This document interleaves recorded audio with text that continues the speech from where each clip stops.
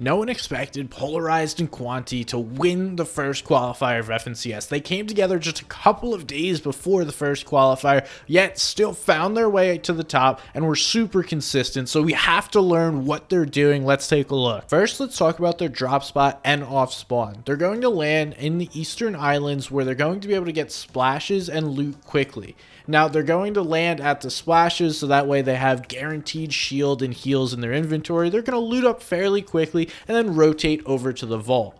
Once at the vault, they're going to upgrade their loot, and now they're going to recognize what their scouting was earlier. They noticed that a team was fighting over at the Joneses, so they're going to quickly hit the Rift, take advantage of this third party. They jump on this fight, they find the solo. This is huge because this just allows them to get easy storm surge. They get tags introducing to the fight and then just find this player healing his teammate. Then they're going to just chase him down and eventually get this elim. This is a great way to start the beginning of the game. After they secure the elim, they're going to rotate back to their drop spot. It's interesting they decide to rotate back, but it's to go get the grappler, and this is a big bonus to their end game. Now, you may be asking, why didn't they bring the grapplers over to the fight? Well, it allows them to bring an extra weapon or extra heals into that engagement. So an SMG they wouldn't have had, or extra splashes just in case something would have went wrong. This is also really good for them to have that recognition, because in that fight, the grappler's not going to help a ton. Not only that, but they're going back to farm some metal, which is conveniently found right where their grapplers are. This next part's a super underrated piece of the map. I didn't realize there's so much rotation over here. So they're going to use one of these rifts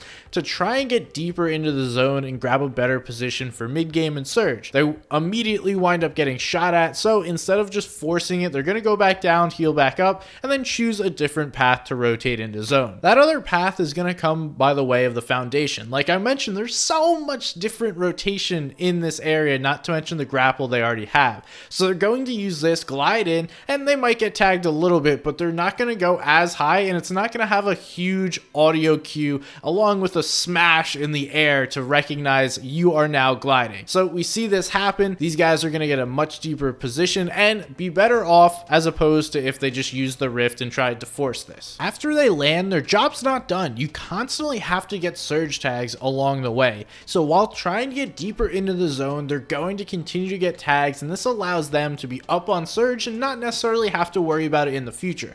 Always being up on surge is a huge bonus, so shout out to Kwanti and Pxlarized for making sure they're constantly getting tags. If you guys are enjoying the video, make sure to hit that like button and subscribe. It helps me a ton, and you'll get more awesome educational content. Because of the storm surge tag and all the work they did earlier on in the game, it allows them to get deeper into the zone. They're going to get all the way over to Kano Canyon, and this is going to allow them to refarm and refresh any materials they potentially lost along their rotates. Now, it's away from the congestion where a lot of players are, so if you're not good on storm surge, this is not a position where you want to be. So they do wind up getting third and being in a good position. The zone 4 rotate is perfect to set them up for endgame, which we will see here in a second. They're going to rotate quickly while other players are still thinking about the rotation. They go down into the valley to break the line of sight, which then makes this a very cheap rotate, not having to spend too many heals to refresh themselves or have to spend mats, which they're not going to be able to get back at this point in the game. They're set up for success in endgame. This max distance fit zone could have been the end of their game,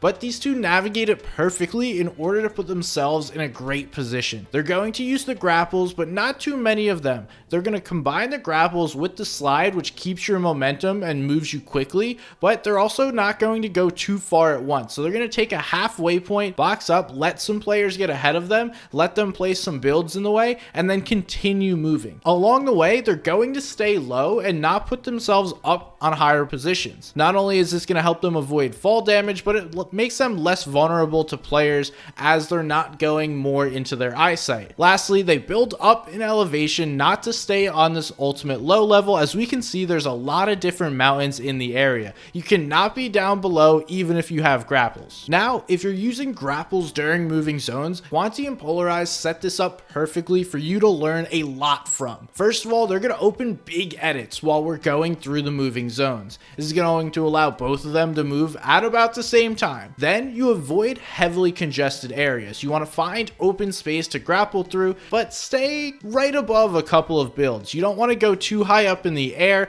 because there'll always be space on high ground, but you want to stay in that mid ground, just find some space. Lastly, stick together. Don't use too many grapples at once, so that way you're just going, boxing, looking back, waiting for your teammate if they're not there already, taking some shots, maybe getting some elims on the backside of zone, and then repeating the same process again. So you're going to find open space, open a big edit, and then grapple, stick together, stay in a medium layer, don't go too far at once, get front side, and now you're chilling. That's how you use grapples, perfectly summarized here by Kwanti and Pxlarized. Now here is where they're going to gain most of their points. They decide, okay, the terrain is going to be relatively flat, so we can go on ultimate low ground. We don't have to worry about getting buried down here or having to climb up a gigantic mountain in order to get to the next zone. This is why they're going to claim low and put themselves in a great position to get a top 5 within this game. This is pretty much standard for this duo during this tournament, but this is not standard by any means, so this is something that you guys need to pay attention to. Not only are they going to get low, but it's important to be on front side of zone when you are on low ground.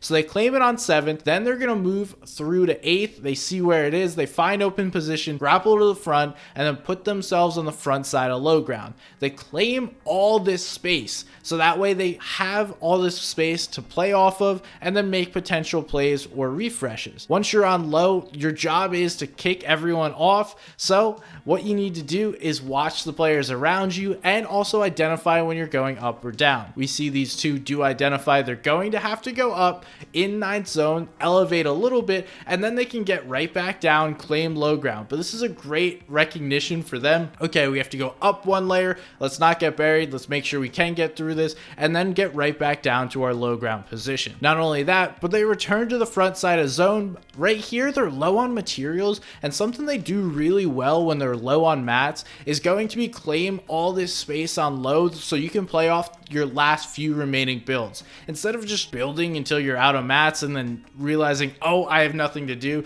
what you see these guys do is build a giant space for them to then potentially get elims. If anyone drops down, they're going to be the advantageous team because they've claimed all this space already down on low. It's not going to work out for them to get the win or get a ton of refreshes, but they play whatever they have left. Pxlarized goes down. Now it's up to Kwanti to maximize this position and placement. He knows he has a bunch of white heals, so he's just going to comfortably chill in zone, look to play all his heals, maximize the points that they can get out of this game, and then they are set.